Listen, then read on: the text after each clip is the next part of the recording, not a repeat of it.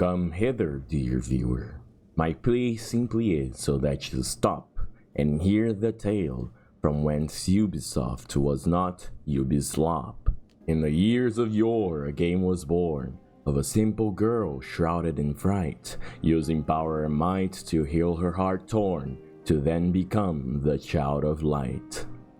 I hope you enjoyed this little introductory rhyme I've made here. At least enough for a present I like button. I'll drop the rhyming, however, as I know some people eventually get tired of it, and I also am not about to go through a whole video trying to make things rhyme. Though I could certainly try.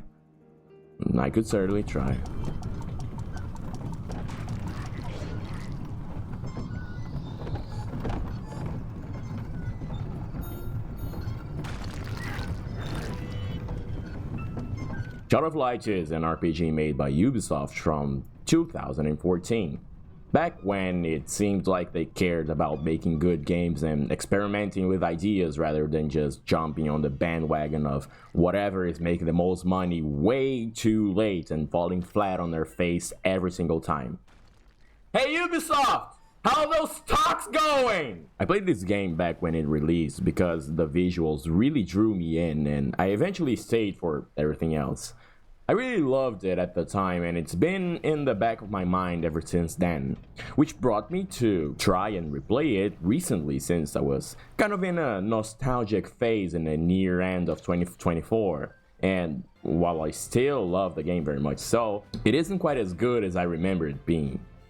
I suppose this is one of those games where it gives you a very lasting impression, but if you end up replaying it, you start seeing a lot of its flaws and shortcomings and become more critical of it. Well, that and the fact that it came out 10 years ago, and back then I was also a lot less mature and inexperienced in general.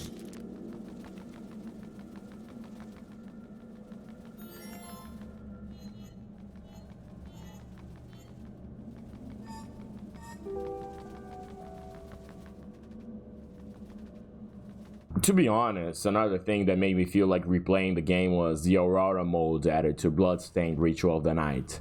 It's really quite funny how that mode took so long to come out, nearly a whole decade after Child of Light was released. I'm not even entirely sure why they decided to make Aurora a playable character in the first place. Like, I know it's because of the stretch goals from the Kickstarter campaign, but why? Why was she there in the first place? Anyway, I thought that Aurora mode in Bloodstained was quite awkward and weird to play because she has very limited animation frames and things are kind of done with the lowest amount of budget possible. I might even begin to believe that her model was ripped straight from Child of Light and that's how she was implemented in Bloodstained. But I'm digressing. Criança, aconchegue-se na cama. E deixe-me lhe contar uma história de Lemúria, reino há muito perdido, e de uma menina nascida para a glória. Havia na Áustria uma região onde grande duque governava. Com duquesa desconhecida teve Aurora, filha que ele muito amava. Child of Light tells the story of a girl named Aurora that supposedly was met with a terrible fate and finds herself in an unknown location called the Kingdom of Lemuria. Her father, the Duke of Austria, which rules over a kingdom of 5 hills, becomes bedridden after the supposed death of his only daughter, and Aurora, in this alternative universe kingdom, becomes aware of her father's status through fountains that display that person's deepest desires. She is then guided by a witch to seek the sun, moon, and the stars, so she can restore the light of Lemuria and be able to return home. By finding the stars, Aurora learns how to fly, and guided by the witch's instructions, and accompanied by Igniculus, a wisp of some sorts, they journey up and down through the vast land of Lemuria after the remaining pieces of light. In this journey, Aurora finds new allies and acquires the allegiance not only from them, but from the general population of Lemuria, rallying all its different people under one banner to fight against Umbra's iron-fisted reign.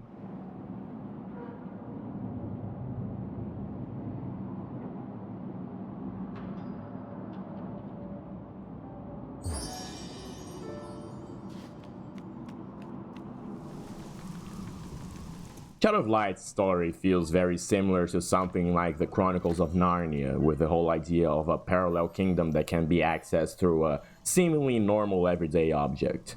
It is very by the numbers in that sense, and there is nothing wrong with that, considering that it feels a lot like some kind of bedtime story that could be understood by a child. So, it being a bit simple is part of the point, and this is definitely a game tailored for younger people. This doesn't mean that there isn't some meat to it. While the story might be relatively simple and told in rhyme, might I add, its game mechanics are quite fleshed out and taken directly from Grandia, where every participant in battle needs to get through the timeline, which is affected by their speed status, and then whatever action they choose to make needs a certain amount of time to be executed. Some actions are much slower than others. This adds a layer of strategy in order to attack enemies before they are able to act, to set them back in the timeline and gain an advantage in battle. Just be mindful that the same can happen to you, and later in the games you might find yourself in trouble with quite difficult battles. The game isn't really hard per se. It even has 2 different difficulty settings, and it wasn't too troubling for me even on the highest one. But it's more of a sense that later fights have some spike in stats from the enemies where you probably need to do some grinding to level up yourself and not straight up get mauled because all the enemies are just faster than you. Though I might add that some of those later fights just last way too long and you simply don't have that much of firepower. You can customize each of your party members' strengths by giving them these oculi, but I honestly think that only some of them are really worth equipping, and you quickly realize which are the stronger ones and aim to make those every single time. You can also choose what skills you want to level up for each of them, but I don't think you can really go wrong with whatever path you take for their skill trees. You do need to be mindful, however, that you only get to use 2 characters at once in the field, and that really limits on what you are able to do strategically. However, there are some cool things you can do with switching party members and all of that.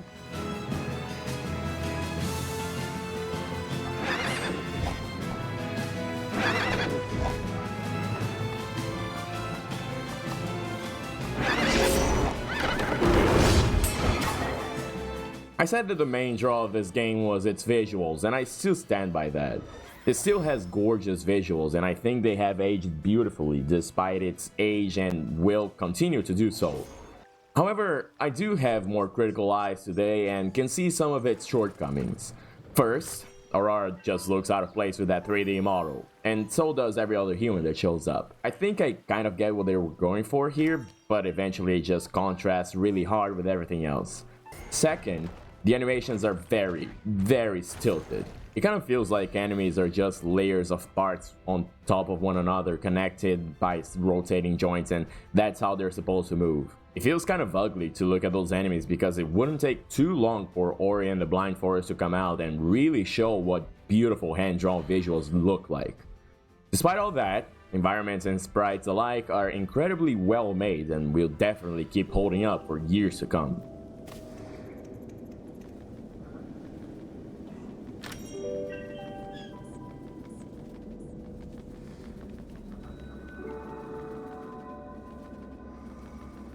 Another great part of the game is its soundtrack. Composed by Beatrice Martin, also known as Cœur de Prat, please answer my emails. Shadow of Light's soundtrack displays a variety of tracks that range from the very mood-setting tones of overworld themes, especially when it comes to Aurora's theme, one of the most remarkable tunes in the entire game, and absolutely an earworm, but also from intense battle themes that are often accompanied by a powerful choir that sets the seriousness of said fights in regards to their impact in the story.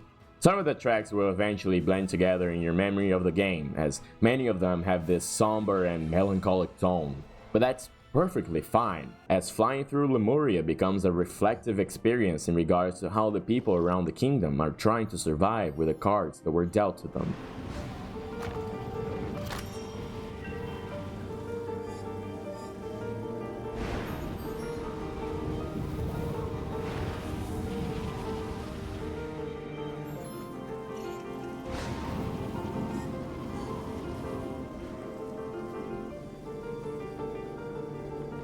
Shadow of Light is a very short game. Can be beaten in around 10 hours, which is quite shocking for an RPG.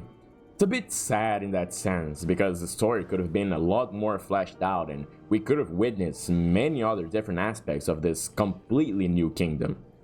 Of course, all of that can be expanded in a sequel, but, well, considering the direction Ubisoft is headed at the moment and considering that the creator of Shadow of Light is no longer with them, having left after Shadow of Light 2 was canned for whatever the hell they preferred to do at the time, I don't think we'll ever get to see what else there is in the kingdom of Lemuria. The story we get has a happy ending, but I can't help this bittersweet feeling. Perhaps not all tales end with happily ever after. Thanks for watching, and take care.